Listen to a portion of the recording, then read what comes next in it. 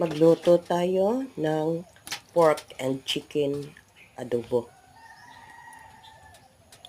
Ito ang masarap na ulam ng mga Pilipino. Kahit bata ay nagustuhan nito ang lasa dahil sa manamis-namis at maasim na lasa nito.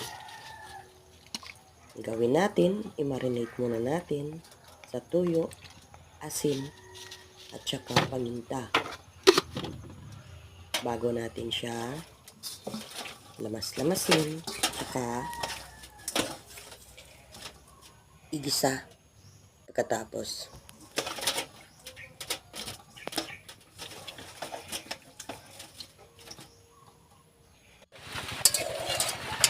Ayan na, igisa na.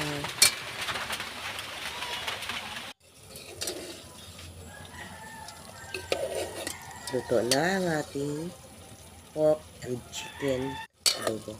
Masarap kapag mix kasi may kunting taba ng pork.